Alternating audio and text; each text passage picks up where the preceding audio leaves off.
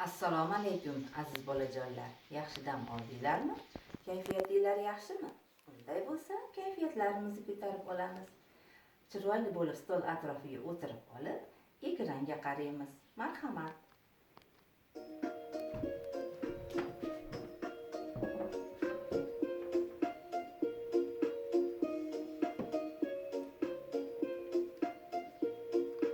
Ay çıktı karaçı aydan biz jaraldık.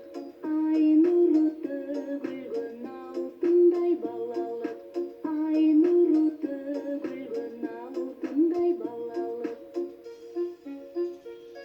Gün çıktı karaçı gündün biz jaraldık. Gün nuru tөгülгөн gümüştей балалыk. Gün nuru tөгülгөн gümüştей балалыk.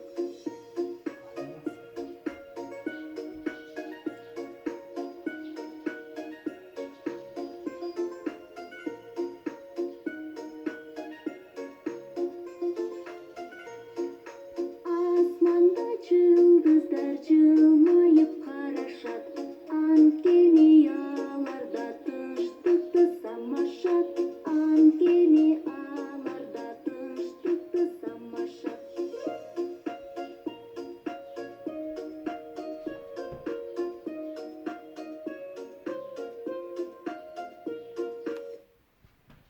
Aziz bolajonlar, kayfiyatinglar ko'tarildimi?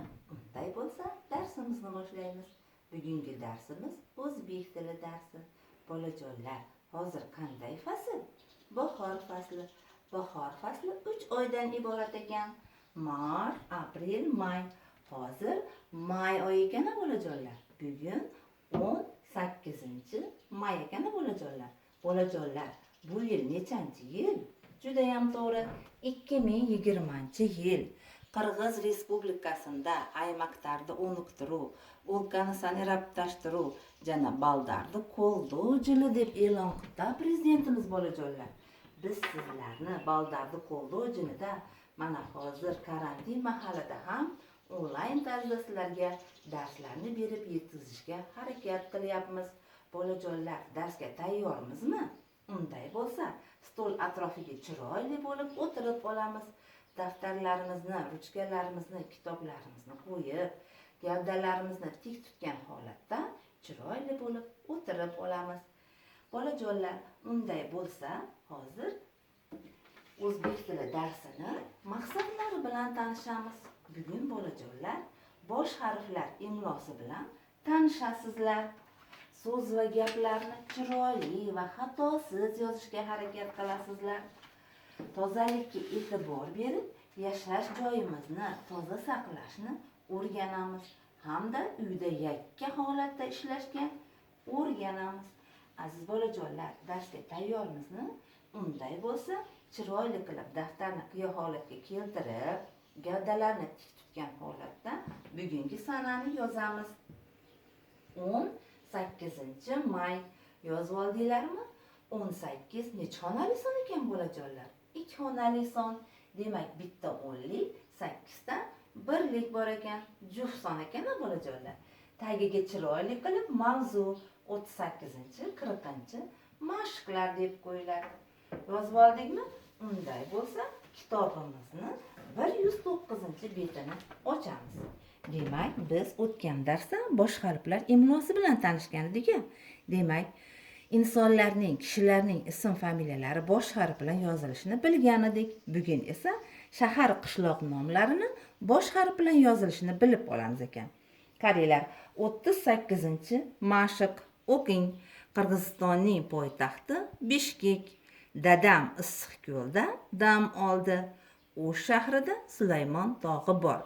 Shaharlarning nomi qanday harflar bilan yozilgan deyapti bolajonlar. Endi bu suratga qarab olinglar. Mana Qirg'izistonimizning poytaxti qayerda ekan bolajonlar? Bishkek ekan. Bishkek juda ham chiroyli, zamonaviy shahar ekan. Poytaxtimizga turli mamlakatdan sayohatchilar kelib turar ekan bolajonlar. Qaranglar endi birinchi gapda. Qirg'izistonning poytaxti Bishkek. Demak, Bishkek Qirg'iziston qanday harflar bilan yozilar ekan? Bosh harf bilan yozilar ekan. Endi ikkinchi gapga qaraymiz. Dadam Issiqko'lda dam oldi. Nima qilyapti dadalarimiz? Sayohatga borib Issiqko'lda nima qilyapti? Dam olib kelyapti ekan, bolajonlar. Demak, Issiqko'l qanday harf bilan yozilar ekan? Bosh harf bilan. O'sh shahrida Sulaymon tog'i bor deyapti. Qaranglar, mana bu O'sh shahrimiz ekan. Mana shu O'sh shahrida judayam katta Sulaymon tog'i bor ekan. Bu Sulaymon tog'ga judayam ko'p insonlar kelib, nima qilar ekan? Sayohat qilib ketishar ekan. Aylanib ketishar ekan. Ana shu joyda nima ekan? Muzey bor ekan. Muzeyda judayam ko'p nimalar bor ekan? Tarixiy ashyolar bor ekan. Mana shu tarixiy ashyolarni sayohatchilar ko'rib, dam olib ketishar ekan. Sizlar ham xudo xolasa mana shu karantindan chiqib olsanglar, oyijoninglar, dadajoninglar bilan mazza qilib ana shu Sulaymon tog'ga borib dam olib kelasizlar degan umiddaman. Bolajonlar, endi chiroyli qilib 38-mashq deb yozamiz. Qirg'izistonning poytaxti Bishkek deb yozib qo'ydim. Chiroyli qilib o'zinglar yozib, qolgan ikkala so'zni, gapni ham yozib, mashg'imizni davom ettirib qo'yasizlar. Tushunarlimi bolajonlar? Bolajonlar, charchab qoldinglarmi? Unday bo'lsa, dam olish daqiqasini o'tkazib olamiz. Chiroyli bo'lib daftar ruchkalarni qo'yib, o'rnimizdan turib olamiz. Marhamat, dam olinglar. Привет, ребята! Чударики приглашают вас поиграть в веселую игру. Нужно вместе с нами повторять движение. Готовы? Смотрите, в небе самолет, а в самолете тот пилот, штурвалом ловко управляет, и между облаков летает. Под самолетом то гора, то лес дремучий, то нора, то в небо делится нора, то зайцы водят хоровод. Хорошо, а теперь наша песенка будет быстрее.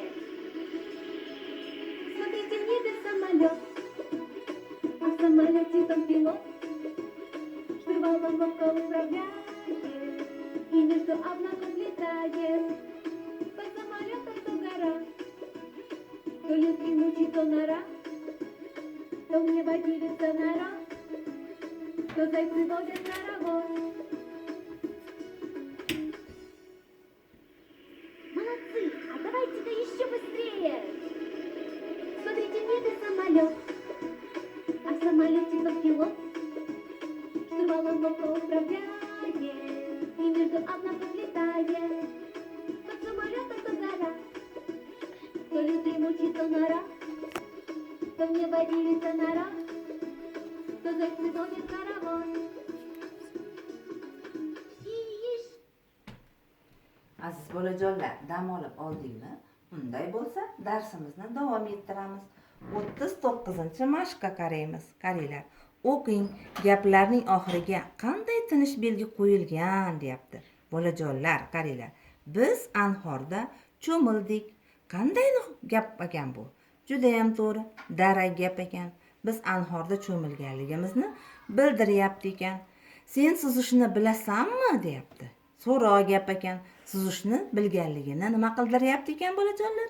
Bildiryapti ekan. Cho'milish qanday maza, deyapti.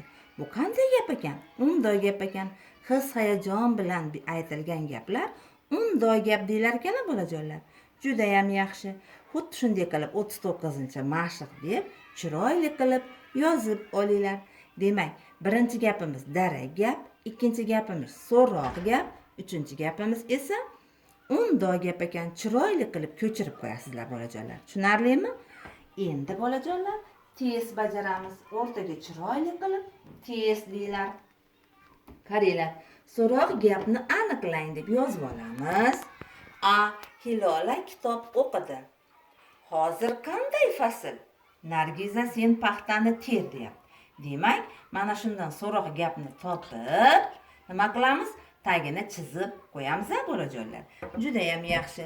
Bolajonlar, endi uyga vazifa berish vaqti keldi. Bolajonlar, uyga vazifa. 40-mashq. O'qing. ushbu krossvorddagi har bir harfga o'g'il va qiz bolalar nomini qo'yib yozing debdi. Men birinchisini nima qilib qo'yaman? Sizlarga o'rgatib qo'yaman. Qaranglar mana Bobur deb yozilibdi. Bu tomoniga Bilol deb yozamiz. Bularni esa oyijonlar yordamida o'zingizlar nima qilasizlar? To'ldirib qo'yasizlar. Bolajonlar, bugungi darsimiz sizlarga yoqdimi? Juda ham yaxshi. Yana qanday darslar o'tishni xohlaysizlar? Menga SMS orqali yozib yuborasizlar. Bugungi darsimiz nima ekan? Bosh harflar imlosi ekan.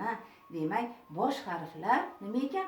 Katta kishilarning ismi, shaharlarning ismi, maktablarning ismi nima ekan? Bosh harf bilan yozilishini bilib oldik. Aziz bolajonlar, hozir karantin mahal ekan, kasal chiqqan mahal ekan. Mana shu koronavirusga qarshi nima qilyapmiz biz hozir? Uyda qolib, qo'llarimizni yuvib, ozodalikka e'tibor berib, maskalarni taqishga nima qilyapmiz? Harakat qilyapmiz.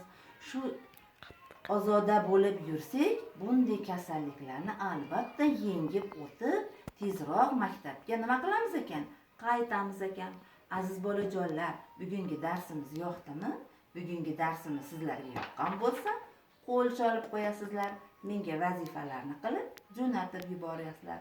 Xayr, sog'-salomat bo'linglar. Uyda qolinglar. Uyda qolishinglarni iltimos qilaman.